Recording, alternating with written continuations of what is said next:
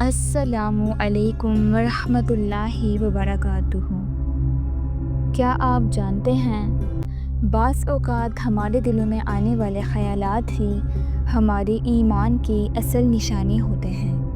آئیے اس بارے میں رسول اللہ صلی اللہ علیہ وآلہ وسلم کا فرمان سنتے ہیں۔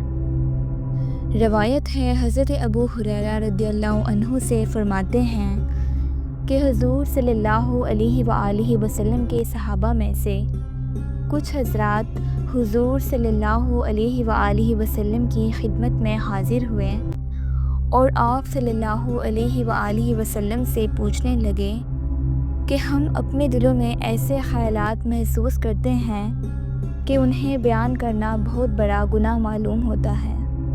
فرمایا کہ کیا تم نے یہ بات پائی ہے؟ عرض کیا ہاں۔ فرمایا یہ کھلا ہوا ایمان ہے۔ وضاحت: یہ حدیث مبارکہ صحابہ کرام کے کمال ایمان کی دلیل ہے۔ وہ وسوسوں پر عمل کرنا تو دور کی بات، انہیں زبان پر لانے سے بھی ڈرتے تھے۔ یہ وسوسے شیطان کی طرف سے ہوتے ہیں، اور جب ایک مومن ان وسوسوں کو برا سمجھے تو یہی ایمان کی علامت ہے۔ یاد رکھیں، شیطان ہمیشہ اس دل کو نشانہ بناتا ہے جہاں ایمان کا خزانہ موجود ہو، جیسے چور ہمیشہ بھرے ہوئے گھر میں داخل ہوتا ہے۔